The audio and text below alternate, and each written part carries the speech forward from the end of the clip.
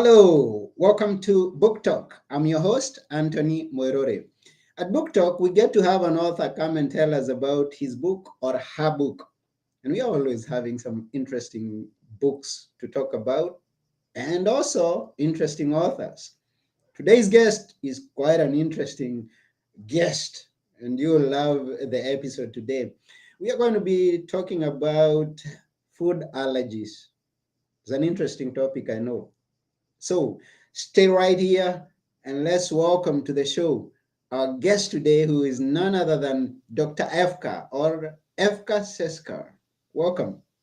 Yeah, thank you so much for having me on the show. So, Anthony Murray is incredible. He has such a kind heart. We were talking for a little bit before the show, and he's such a good person. And we also have joining with you today because we're outside. We had some technical difficulties with the lighting. We're also joined with a garbage truck in the background, but that's okay. Just sort of like, No, leave all the rest. Leave the technical problems we had before. Leave the truck that is passing by. It's all garbage. that's right. It's all garbage. What we have right before us is what is important. Now, Yes. and it's Exactly. such a great an opportunity to be discussing about allergy, and then the garbage truck comes by. Well, when you have food allergies, sometimes you Mhm. bring your food home and you're like, you read the ingredient list at the store and you're like, this is going to be fine. But Mhm. sometimes, like, there's multiple names for food, like milk, casein, for instance. And so you Mhm.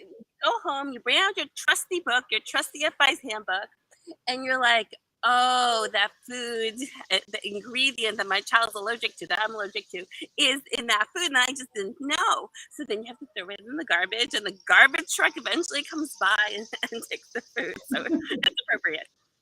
Wow.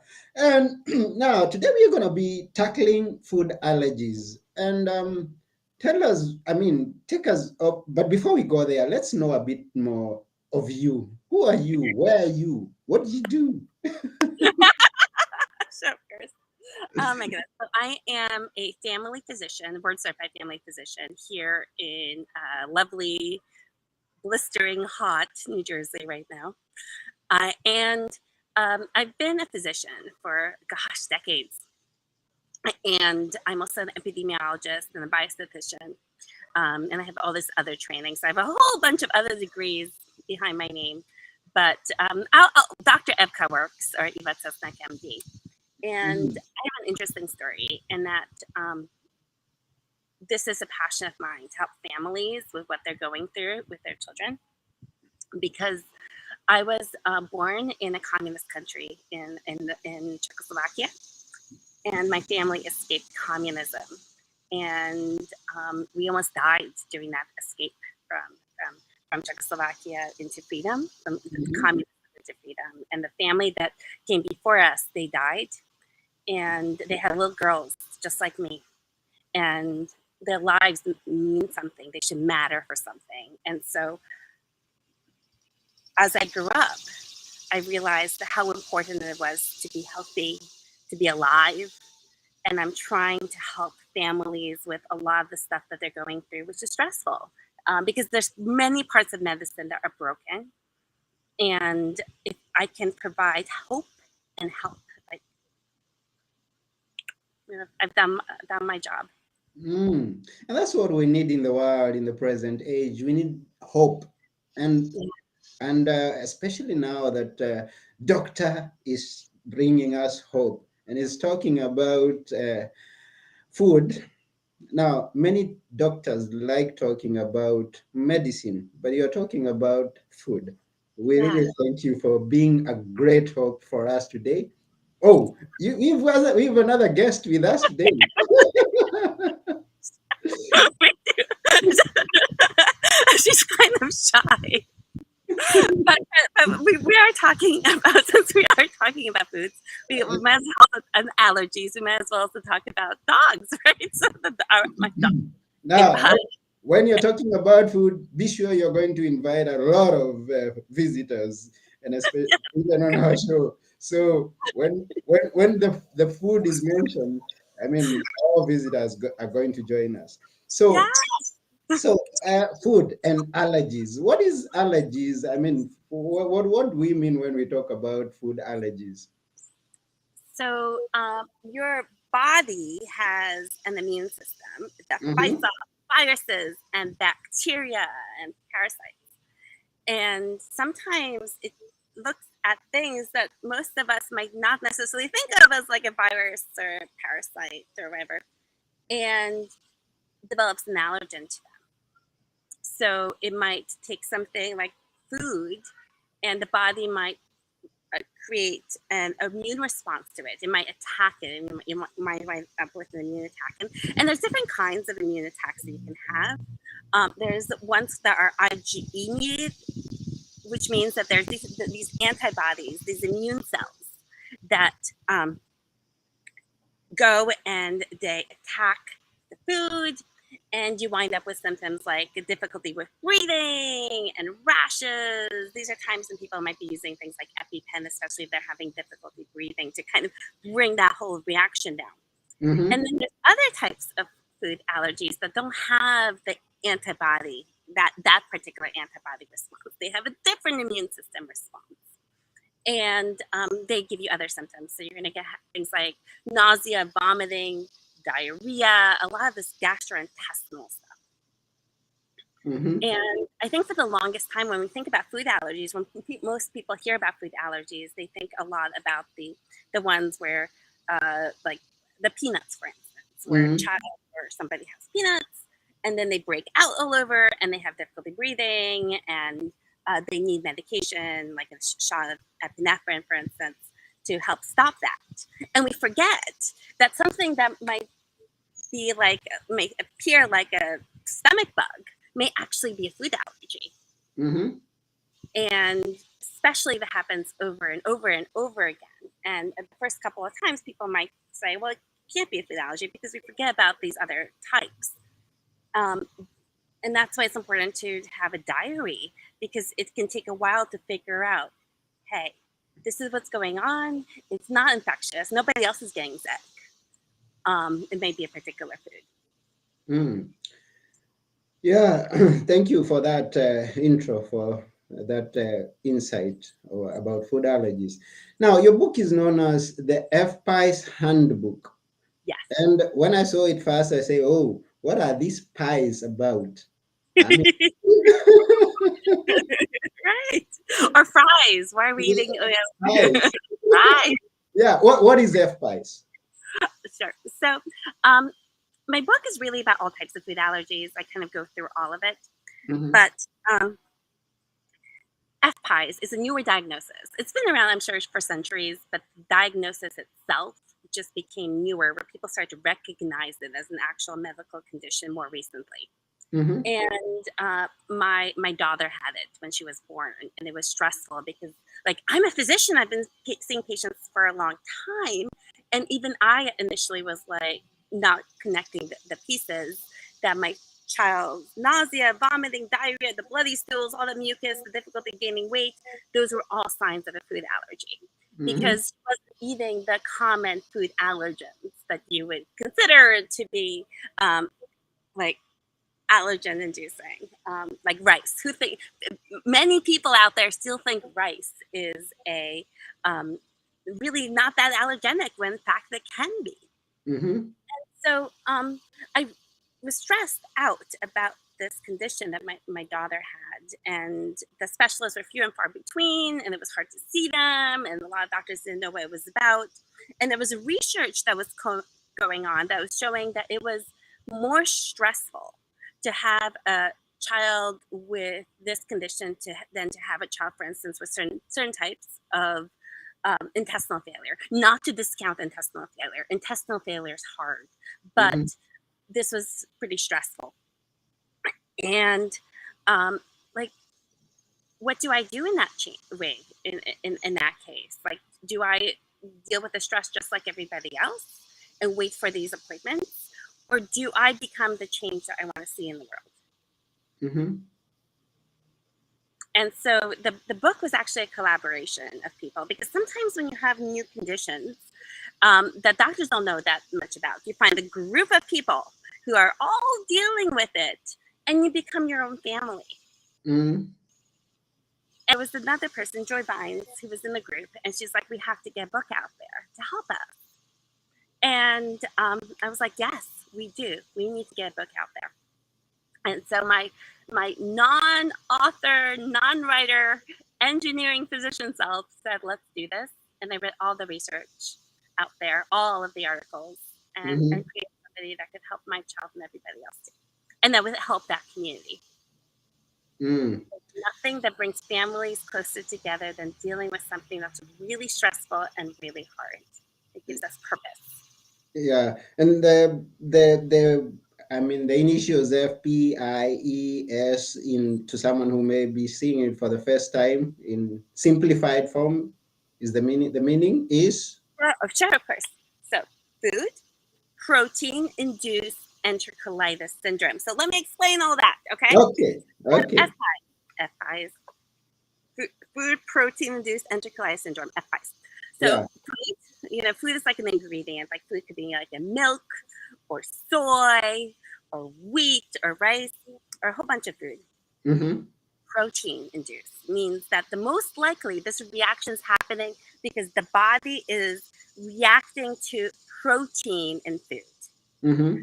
So protein is they're like big Lego blocks made up of a whole bunch of amino acids or Legos that are used by the human body to carry out all these functions. And we need protein in food in order to exist.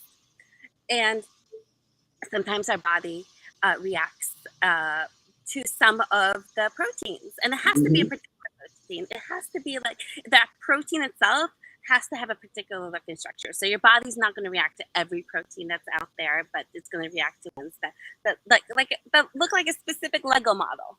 They have a specific look to them, and the body reacts to them. And then so protein-induced enterocolitis syndrome.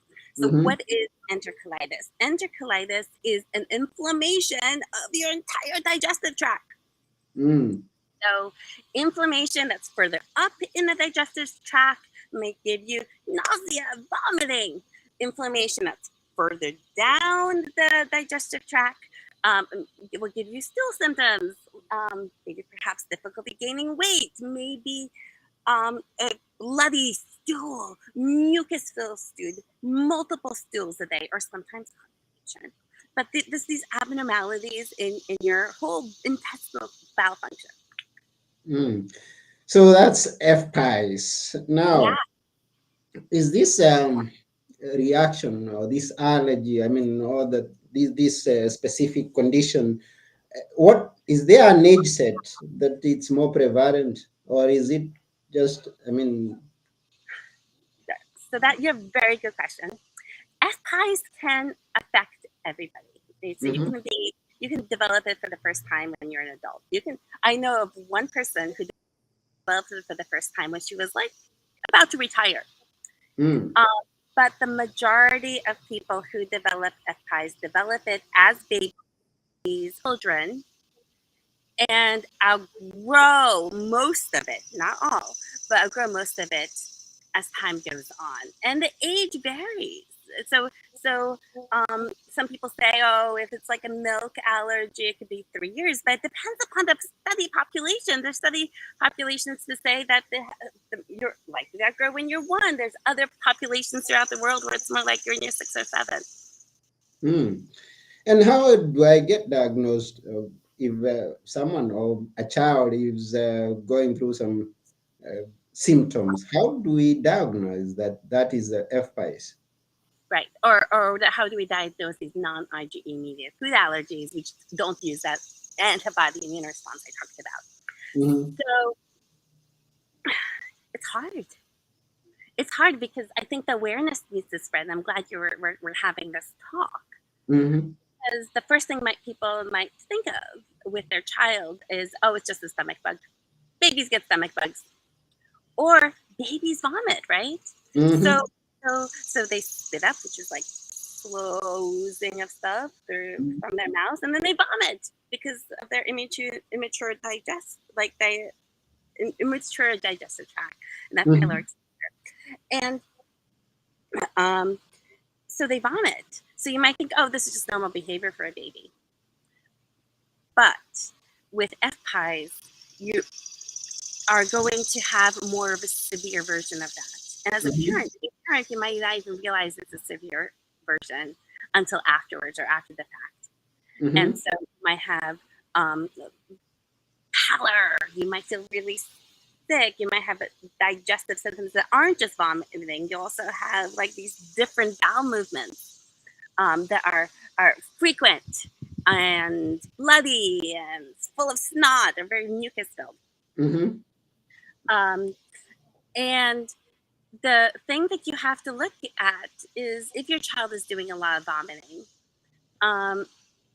keep a diary. What are you eating? If you're breastfeeding and it's a baby, what is the child eating? And then compare that to some of the known risks factors. Like some foods are higher risk of giving you FPIES or giving you these non-IgE food allergens. And I have a whole list of those in my book. So if you're noticing these symptoms, see if you can pinpoint it to the food. And see if you can pinpoint especially to some of the more higher risk foods. Thank you for that. So for those who may be joining us right now, or those who get to listen to this episode after we are through, we are talking with Dr. Efka Cesnek.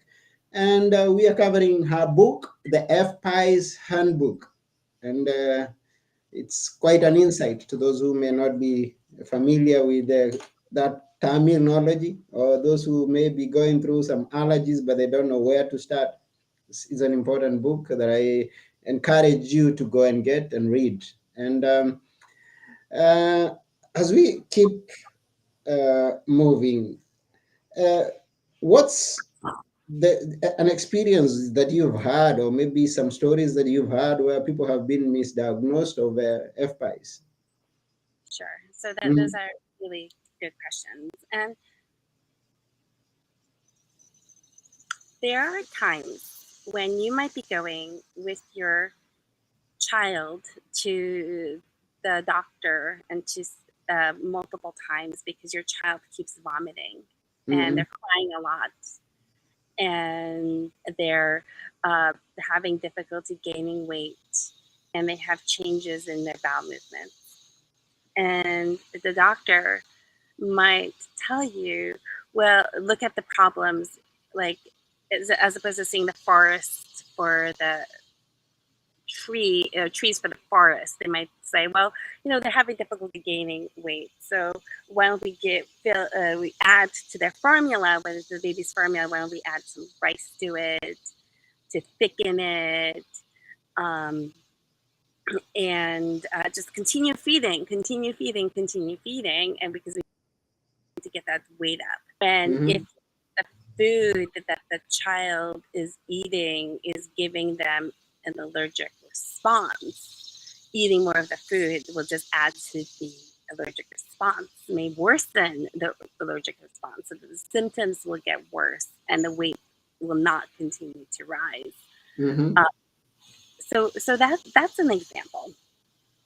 Another example is with like the rice. Sometimes you thicken food with rice thinking that will make a difference, and but in fact it can make the symptoms worse. Or watching when your young child is feeding and they're learning table foods, and they're like, there's a certain age where you're supposed to be introducing babies to food. They're supposed to get new tastes, new textures in their mouths, and like their oral teeth are developing, their oral movements are developing. They also need some of the practice with different kinds of food. And you might notice that your child has some of those foods and doesn't really seem to enjoy feeding, doesn't really seem to enjoy what they're doing, and feeding should be fun. And then you're also looking at then you also ask questions about how their bowels are doing, and are they having nausea or vomiting, like, or are they having bloody stools, and think that maybe the two are related and the two go together. Mm. We have our dog back, so I want to tell you a little story. Yay, the dog came back. So I want to tell you a little story about some food allergy prevention. Mm-hmm. So this is some of what may be contributing to whether or not we develop food allergies is what kind of microorganisms or what kind of bacteria are in our guts. Mm-hmm. And so there's like more ideal types of composition for your gut bacteria, Mm-hmm. and there's less ideal ones. And the individuals who have less of these ideal ones are more likely to develop the food allergies. Mm-hmm. And there's been studies of having a pet. Like, does having a pet, like does having a dog, help decrease the chances of some of these food allergies? And the thinking is it might. Mm. We also did studies of like people who lived next to cows and next to farms and spent a lot of time in those environments. Mm-hmm. And not just went there for work, but like the whole family lived next to the livestock. And Mm-hmm. also living so close to livestock seems to decrease your chances of developing some of these food allergies. And Mm. we're trying to figure out why and how. And some of that stuff can be tied right back to the microbiome and what kind of organisms are living in your digestive tract. Oh, Mm. as well as what else your body's having to fight against, right? Mm. Like some of That's this exposure to the livestock stuff. that's quite interesting. And Yeah. and and now, since you tell us of that's a reducing risk factor, and what do we have some others? And maybe you could give us how to with it once someone who has already FPIES, who is experiencing FPIES. Oh, sure. So you can tell us how more of how to reduce the risk, and also maybe how to treat someone or to go about it if you're on your own. So the reducing risk of food allergies is hard. We're just at the beginning. We're just at the infancy of figuring all of this out. Mm-hmm.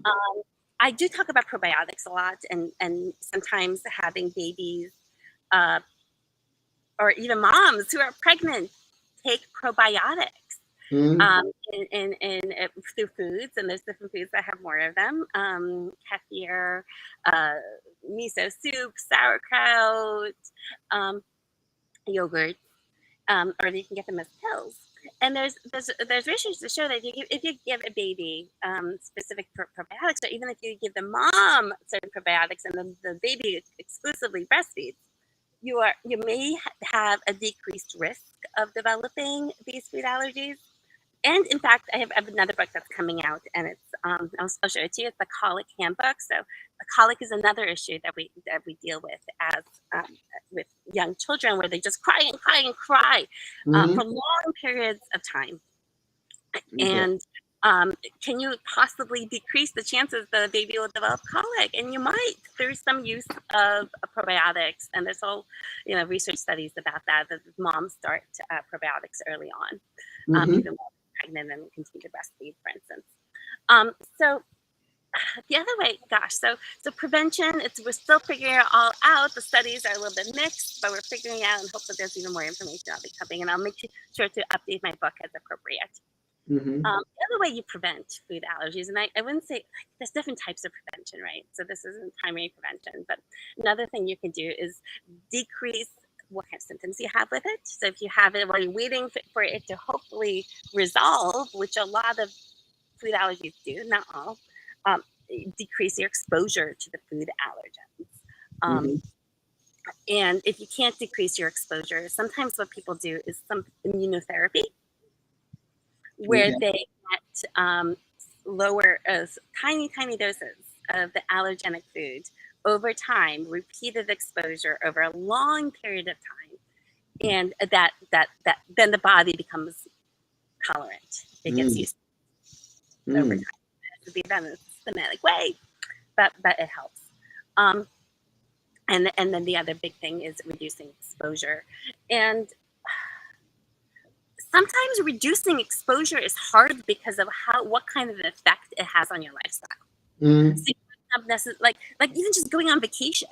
Usually when people go on vacation, they eat out at restaurants of some sort. They don't bring all of their food with them. It's hard to keep all of it like cool in the car for long periods of time. Mm-hmm. And you don't know how they're feeding you in the restaurants. And Mm. it helps if you carry around allergen cards, if you let everybody know in advance at the restaurant, because I've learned through my own child's experience that sometimes there's like restaurant owners whose children also have significant food allergies, and Mm-hmm. they're more happy to oblige and to make sure that everything's fine because they're dealing with the same thing and they understand the importance of it. Mm. Symptomatic treatment's also important, right? If you have symptoms, what do? Do you just let those symptoms continue on, and you don't want to do that. Mm-hmm. So in the case of the nausea and the vomiting and the diarrhea, you can stop some of that in its tracks by giving medications like Zofran. Mm. And keeping someone hydrated, making sure they have enough oral fluids to be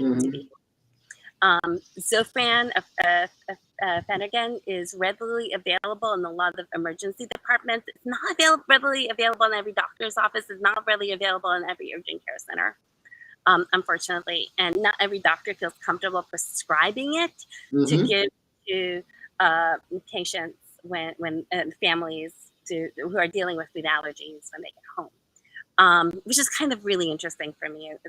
Because if you have somebody who has the more commonly known food allergies with like the difficulty breathing and the rashes, then many doctors will prescribe EpiPen, and EpiPens and epinephrines available in a lot of places. Mm-hmm. And hopefully over time it changes so that the Phenergan is also available to help these families places as well, as well as at home. Mm. Well, thank you for sharing all that with us. So those who are watching, those who get to listen, that's the FPIES Handbook by Dr. Eva Cesnek. And she's told us so much about it, but you're going to find out more once you get the book. I looked at it and also the other book that she introduced. How many other books have you written anyway? Oh my goodness, I ran under 2 different pen names. So all my pediatric stuff is under Dr. Eva Cesnek, Cesnek. And I have a whole bunch more to go. I think right now I have 5 books out, and there's more to continue. Because medicine's broken in a lot of ways. I can see as a physician, right? I've been seeing patients forever, and I want to fix it. And I want to fix the parts that give families stress. Sometimes it's hard when you're in the doctor's office to have all your questions answered. And how nice it would be if some of the more stressful conditions had books which are cheaper than copays that someone could read right away to get general understanding, and something that's written in a way that like is easy to understand and hopefully is a little bit funny. Add some humor to my books to make them more understandable. Because we're in a business of saving lives, right? Yeah, sure. So that's very good. So, and you said how can people reach you if they want to get connected with you or get your books?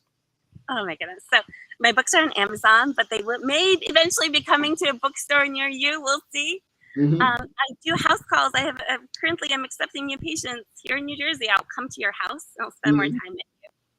And I do courses online about all these topics. So you can reach me on my website, evkamd.com. Okay, that's very good. So the website again is www.fkamd.com and connect to Dr. Efka to learn more about allergies, to get the courses that she offers, or just only to connect with her because she's such a wonderful human being. Go to her website I and know. get Hi. to know her, get to Probably know missed. her, get to connect with her, and just chat. Yeah, so we really thank you for taking your time, Dr. Evka, to be on our show today and sharing with us all that you shared with us. But before you go, it's a custom on Book Place Media to hear some words from the author that we should always remember. What are your words? Wait. Repeat that. What's the question? Some words that we should always remember. Something good that we should always remember from Dr. Efka. Oh my goodness. So one of my mottos is try to be the change that you want to see in the world. But one of the things that came out of my FPIES handbook, which I think will hopefully help people, is tell your story in whatever way you can. Just tell it. Some won't understand or will reject it, but many will be grateful. Then the most magical thing may happen. One by one, you will start to hear other voices whispering, "Me too." Your people will gather, and you will never again feel alone. This is your journey with whatever's going on with you and your child. And while in some ways it may be unique, in other ways, this journey has already been taken by others. Your new family, one who's experiencing similar things to what you do. Let's all get connected and help each other. Wow, that's beautiful. Beautiful. And thank you very much for sharing.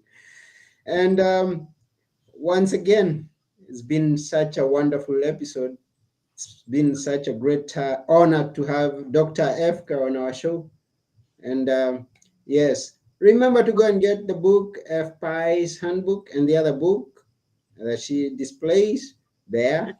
And It's really good, I think. yeah, the handbook. Go and get it. Go and get all of them. Go and get all of them and connect also with her from the website that we are going to tag on the episode. And that's just about it for us today on this episode. I've been your host, Anthony Morore, and together with Dr. Efka, we are saying bye for now. Bye. Bye.